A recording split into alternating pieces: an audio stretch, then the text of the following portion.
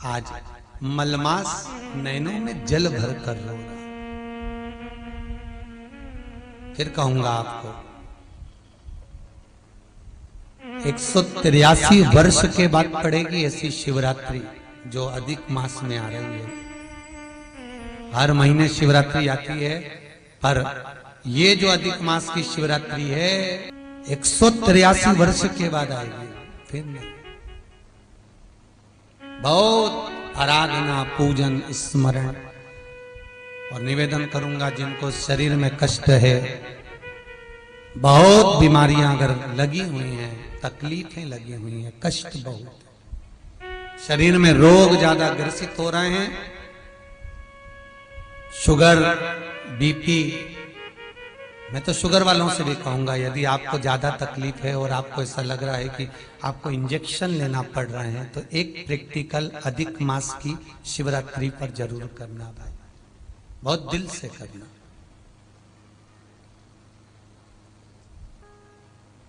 एक 108 बेलपत्र, 51 शमी पत्र, 51 शमी पत्र और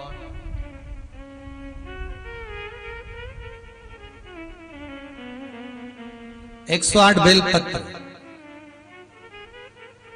51 शमी पत्र, 7 कमल के पुष्प,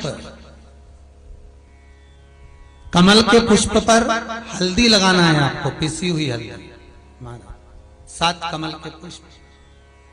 सबसे पहले 7 कमल के पुष्प समर्पित करना है भगवान शिव को, अपना नाम गोत्र बोलकर। उसके बाद में 51 शमी पत्र और 108 बेलपत्र भगवान शिव को, भगवान शंकर का नाम लेकर, जो आपके रुचि में आ जाए, जैसा आपके मन में आ जाए, जिस भाव से आप भगवान को रिझा लें, उस भाव से भगवान का नाम लेकर शिव को समर्पित करें।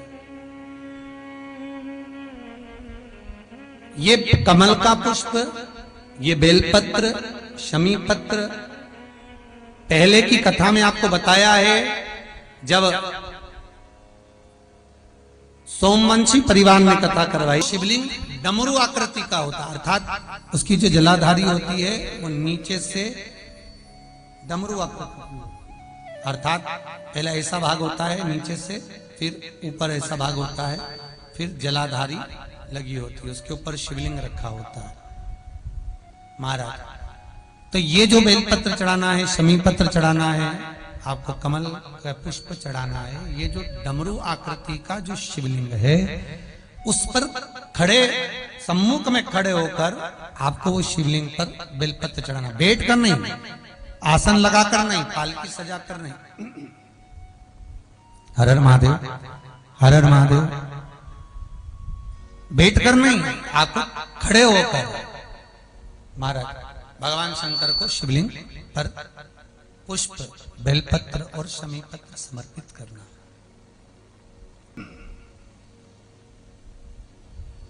बेलपत्र, शमी पत्र और कमल पुष्प आपको खड़े होकर समर्पित करना है भगवान शंकर,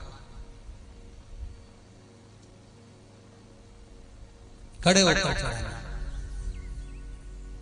जब चढ़ा दें शिवरात्रि के दिन, समर्पित कर दें, जब आप महाराज 15 से 20 मिनट वहां बैठकर शिव नाम का स्मरण करें, शिव नाम का भजन करें, शिव नाम का स्मरण करें, और बाद में शमी पत्र और बेलपत्र इन दोनों को लेकर जाना है। आप केवल कमल का पुष्प चढ़े रहने देना है, शमी पत्र और बेलपत्र दोनों लेकर आना है।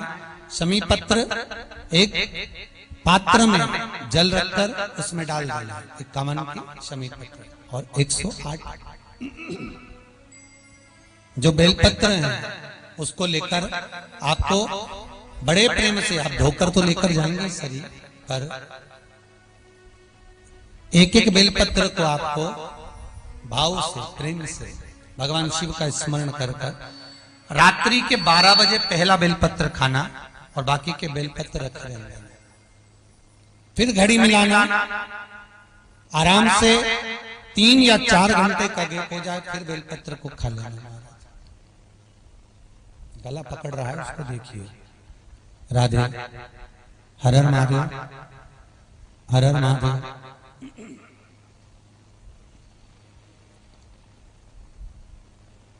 हर हर महादेव।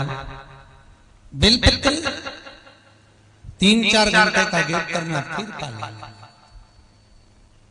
फिर 3-4 घंटे का गैप करना, फिर पाले। निरंतर लगभग 108 बेलपत्र आराम से भोजन भी करो, चाय भी पियो, मना नहीं है, पर 4-4 घंटा 3-3 घंटा का गैप कर कर उस बेलपत्र को पाते रहिए। बाद में शुगर की चाहो तो जांच कराओ, चाहे तो जाकर आप डॉक्टर को दिखाओ, आपको खुद मालूम पड़ जाएगा कि आपकी शुगर लेवल पर ही मिलेगी, ऊंची नीची नहीं जा सकती। पर करना अधिक मास की शिवरात्रि पर, अधिक मास की शिवरात्रि। और निवेदन करूंगा, जिसको इंजेक्शन लग रहे हो और इंजेक्शन लगकर ही भोजन कर रहे हो आप, तो निवेदन करूंगा कि आप एक दोपहर के 12 बजे और एक रात्रि के 12 बजे, मास की शिवरात्रि है, उस समय पर 108 बेलपत्र के जोड़े चढ़ाए। हमारा 108 बेलपत्र 12 बजे चढ़ाती है और 108 बेलपत्र फिर रात्रि को 12 बजे चढ़ाती है। भगवान शिव को समर्पित करें, उन बेलपत्र को संभाल कर रख लें। दोपहर की बेलपत्र को आप जो रखे हुए हैं उसको आराम से सुखा कर रख लो, सुखा कर, और बाद में उसका पीस कर छानन बनाकर उसको बेलपत्र को थोड़ा सा रोज प्रतिदिन चूर्ण के रूप में आप लेना चालू कर दीजिए। इंजेक्शन लगाकर अगर भोजन कर रहे हो इंजेक्शन छूट जाएगा। मात्र 8 दिन 7 दिन कर कर देखना, पर करना अश्विन अधिक मास के अंतर्गत जो शिवरात्रि पड़ेगी बस उसी दिन होगा, इसके सिवाय नहीं। अगर शरीर में कोई रोग है और आपको ऐसा लग रहा है कि शरीर में कोई गठान पड़ रही है या कोई कैंसर जैसी बीमारी ना हो जाए, कहीं किडनी लीवर का तकलीफ ना हो जाए, तो निवेदन करूंगा आप लोगों को कि आप शिवरात्रि के दिन एक एक बेलपत्र शंकर भगवान को चढ़ाते जाएं और महामृत्युंजय मंत्र में जो संपुट लगते हैं, वेद मंत्र है इसलिए हम व्यासपीठ से तो बोलते नहीं है महामृत्युंजय मंत्र को, गायत्री मंत्र को, तो महामृत्युंजय मंत्र में जो संपुट लगते हैं बस उस संपुट का स्मरण करते जाएं। उसको आप लिख लेना, आप उसको लिख लीजिएगा। प्रयास करेंगे हम भी, शिवरात्रि आए तो उसके एक दिन पहले आपके व्हाट्सएप पर जो लोग व्हाट्सएप पे जुड़े हुए हैं या हमारे चैनल से जुड़े हुए हैं, यूट्यूब फेसबुक पे जुड़े हुए हैं, उनको प्रयास करेंगे वो संपुट मंत्र आपके पास में भेज दिया जाए। कैसे गांठ नहीं आएगी। कभी बड़ी बीमारी कैंसर लीवर किडनी जैसी बीमारी आपको घेर नहीं सकती, कभी बाईपास नहीं करवाना पड़ेगा, पर करना केवल इस शिवरात्रि पर है जो अधिक मास में आ रहा है। 19 वर्ष के बाद ऐसा अधिक मास आया, फिर आएगा 183 मार। जिसको दुनिया ठुकरा दी उसको शिव अपना लेता।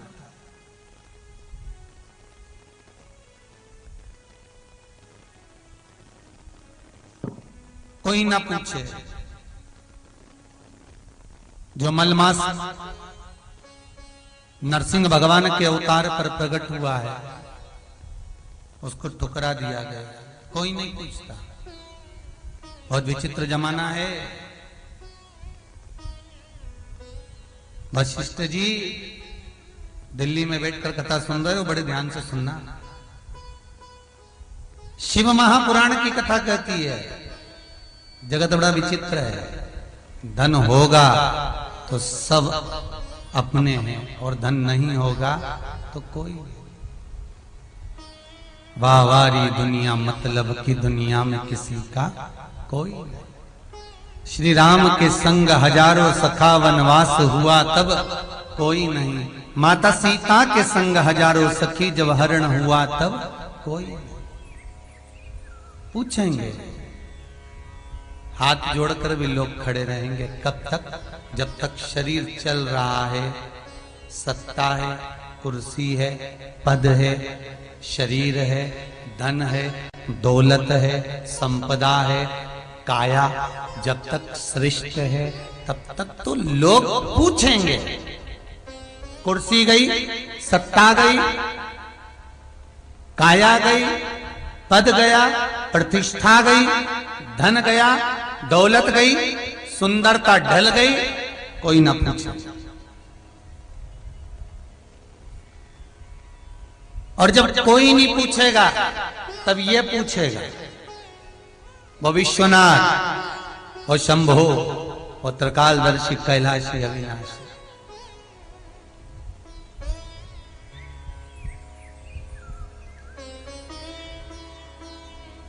सब ठुकरा दिया, तब वो अपना ले।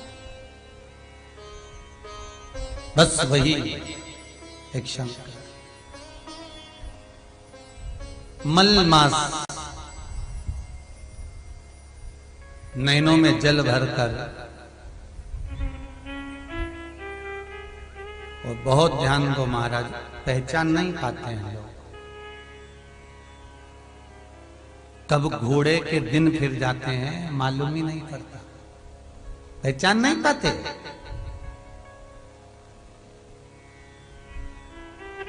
इसका कोई स्वामी नहीं है, और जिसका कोई स्वामी नहीं होता उसकी गिनती नहीं होती।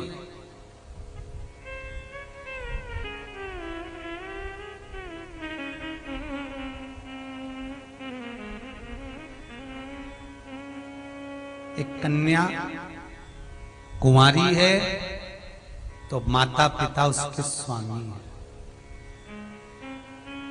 उसका विवाह हो गया, पति उसका स्वामी हो गया।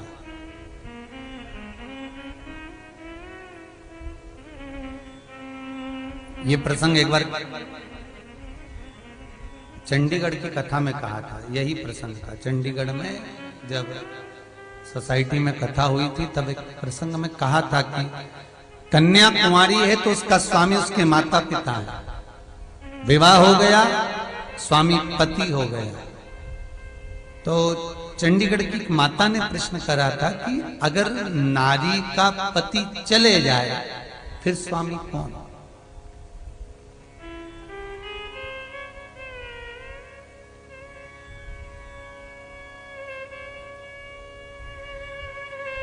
दुनिया में एक व्रत है, आप लोगों को मालूम होगा। पूरी सृष्टि में एक व्रत ऐसा है जो मरते दम तक भी छूटता नहीं।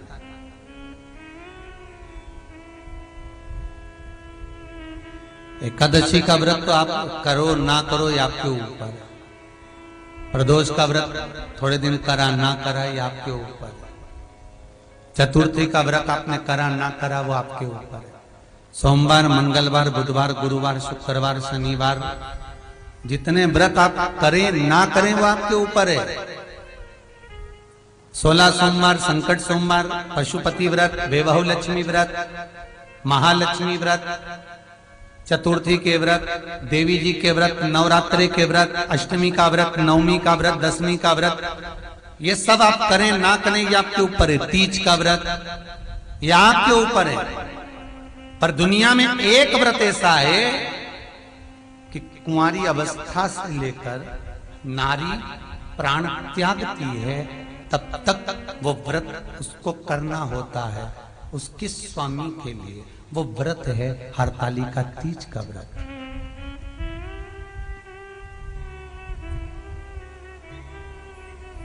हस्त नक्षत्र में जो हरतालिका व्रत होता है, ये व्रत का विधान स्कंद पुराण में कहा गया, शिव महापुराण में कहा गया, लिंग पुराण के अंदर इस व्रत का विधान वर्णित किया गया।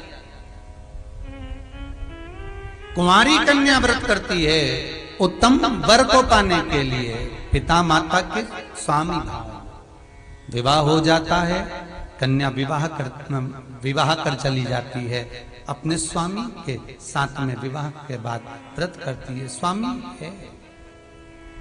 मान लो कन्या स्वामी चले भी गया तो फिर व्रत का विधान क्या? तो कहा ये व्रत निरंतर अविरल निरंतर अविरल चलने वाला है। क्यों? क्योंकि अगर शिव महापुराण कह रही है, लिंग पुराण कह रही है, स्कंद पुराण कह रही है कि स्वामी अगर चले भी जाता है तो फिर शंकर स्वामी बनकर निभाता है। स्वयं शिव महापुराण का महत्तम अच्छे से श्रवण करा। आपको कई बार सुनाया कि बिंदु चला गया, चंचुला देवी कथा करवा रही है, कथा करवा रही है, और भगवान शिव से निवेदन करा कि इस कथा का यजमान कौन बनेगा, यहां तो जोड़े से बिठाना। तो शंकर भगवान कहते हैं पार्वती से जोड़ा ढूंढने कहां जाएगी,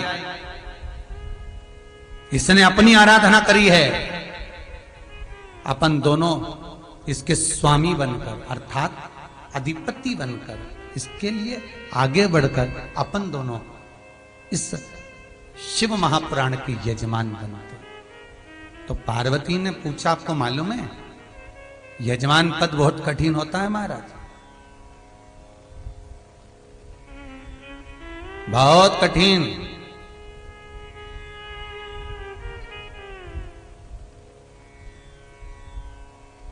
यजमान पद कोई सहज नहीं है महाराज।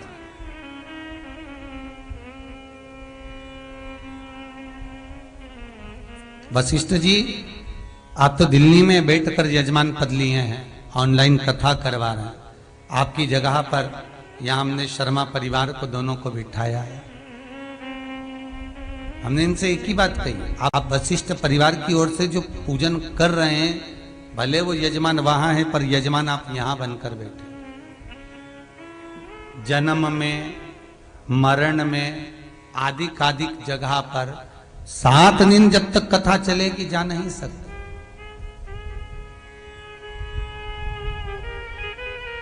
केवल आप शिव के उपासक, तो शंकर भगवान से पार्वती जी कर रही हैं। आपको मालूम है यजमान पद कितना कठिन होता है। भगवान शिव कह रहे हैं मैं जानता हूं सब, मैं सब जानता हूं प्रभु।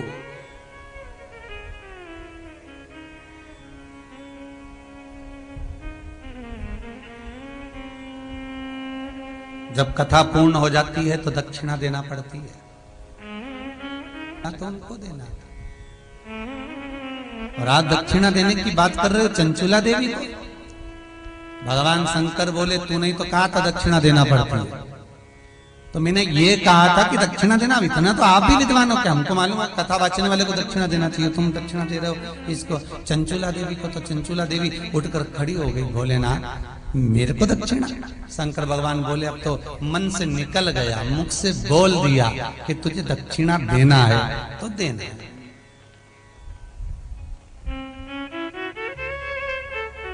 शिव महापुराण का प्रताप देखिए। शंकर भगवान ने पार्वती से कहा दक्षिणा दे दो, पार्वती जी बोली क्या दूं मैं इसको।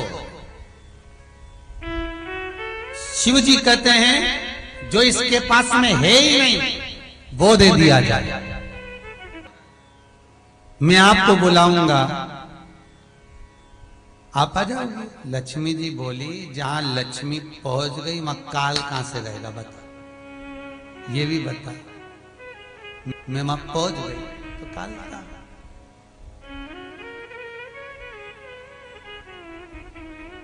घड़ी पल मुहूर्त सब हैं, किसने बनाया? शिव ने। दिन किसने बनाया? शिव ने। घड़ी किसने बनाई? शिव ने। मुहूर्त किसने बनाया? शिव ने। पल किसने बनाया? शिव ने। और यदि 12 महीने से एक अधिक अगर अधिक मास हो भी गया है, मलमास पैदा हो भी गया है, जन्म ले भी लिया है नरसिंह अवतार के समय पर, तो वो मल मास अगर बन भी गया है तो उसको कोई दूसरा नहीं साध सकता। दुखी है वो, चित्तवृत्ति उसकी नम है, नैनों में जल भरा है मलमास के। किसने बनाया? शिव ने। पल किसने बनाया? शिव ने। और यदि 12 महीने से एक अधिक अगर अधिक मास हो भी गया है, मलमास पैदा हो भी गया है, जन्म ले भी लिया है नरसिंह अवतार के समय पर, तो वो मल मास अगर बन भी गया है तो उसको कोई दूसरा नहीं साध सकता। दुखी है वो, चित्तवृत्ति उसकी नम है, नैनों में जल भरा है मलमास के। सबसे पहले मलमास गया था गंगा के घाट पर तप करने के लिए। गंगा जी ने पूछा क्यों आया है? मलमास कहता है मुझे ऐसा बता दो कि कोई मेरा स्वामी बन जाए। गंगा जी बोली स्वामी? हाँ। गंगा बोली केवल एक ही है जो स्वामी बन सकता है, वो देवाधिदेव महादेव। यमुना में तट पर तप करा, यमुना के तट पर। मलमास कहता है कोई स्वामी बता दो जिसका कोई स्वामी नहीं।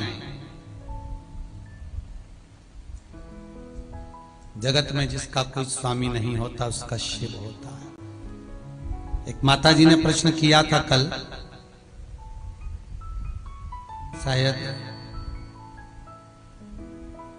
कहीं राजस्थान से है, झारवाड़ा जिले थे, कहीं से जिले से है, राजस्थान से। प्रश्न था हमारा कोई गुरु नहीं है, गुरु बनाना जरूरी है? हमने उसको उत्तर लिखवा कर पहुंचाया है। आपका मन अगर करे कि गुरु होना जरूरी है और आप गुरु मंत्र लेकर आराधना करें तो जरूर गुरु बना। और यदि आप किसी को गुरु नहीं बनाना चाहती तो शंकर को गुरु बना, शिव को। वो स्वामी है जगत का, वो अंतर्यामी है, वो सर्वस्व है। उसको आप जो बनाना चाहें वो बन सकता है, बस उसकी हो वहां में तप करूं, वहां में साधना करूं। चंद्र गया समुद्र के तट पर। अब बहुत लोग कहते हैं कथाओं में कि चंद्र ने तप करा और भगवान प्रसन्न हुए। भगवान चंद्रदेव पर सबसे ज्यादा प्रसन्न बहुत जल्दी चंद्र बस समुद्र के तट पर चंद्र बैठकर तप करा। शास्त्र कहता है मात्र 7 दिन हुए थे और शंकर भगवान प्रसन्न हो गए। शिव महापुराण की कथा कथी शंकर सम्मुख आ गए 7 दिन में। और आप लोग कितने समय से कथा सुन रहे हो? किसी को नहीं मिले और चंद्र को। तो किसी ने कहा चंद्रदेव को इसलिए मिल गए होंगे कि दोनों साधु भाई हैं।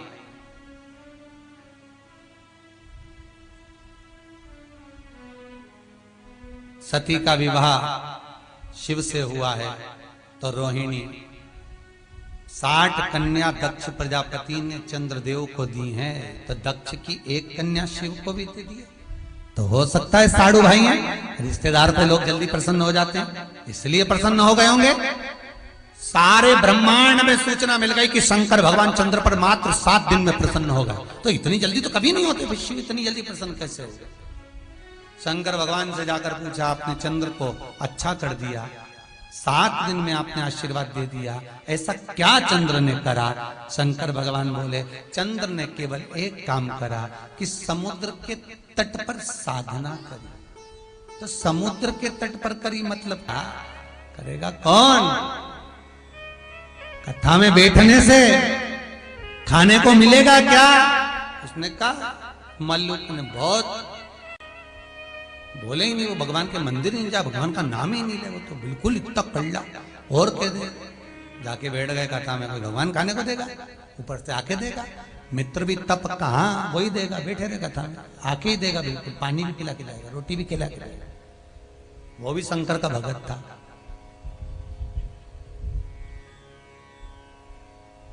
तो ये बैठी वो गिरौंदिया भाभी, बिच्छू खा गया हाथ में।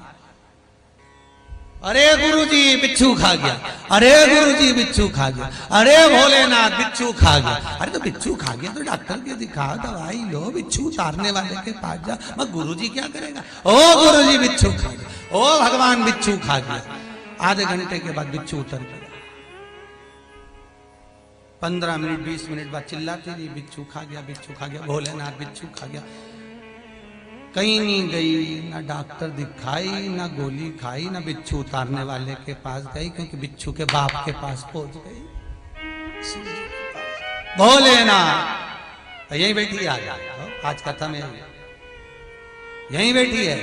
लोग कहें कि किसी दूसरे की कथा सुना, नहीं सुनाऊं, यही बैठी है। शंकर पर विश्वास इतना था, बिच्छू खा गया, चिल्ला गुरुजी बिच्छू खा गया, भोलेनाथ बिच्छू खा गया, बेटा के लिए गोली खा गया, बिच्छू खा गया, गोली कहीं खाए, बिच्छू खा गया। बिच्छू ने भी सोचा, रॉन्ग साइड घुस गया।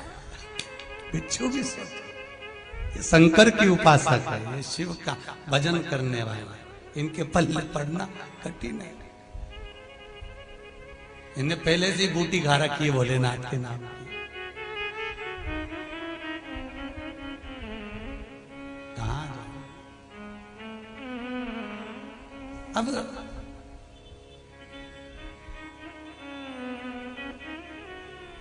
कहां शिव?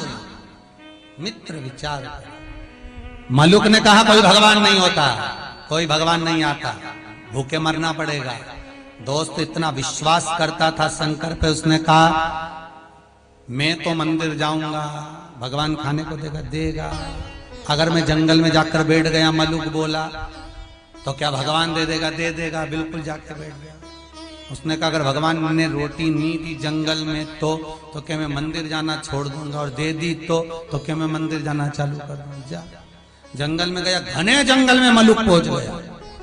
उसने सोचा नीचे रहूंगा, कोई आके रोटी दे दिया तो पीपल के पेड़ पे चढ़ के बैठ गया।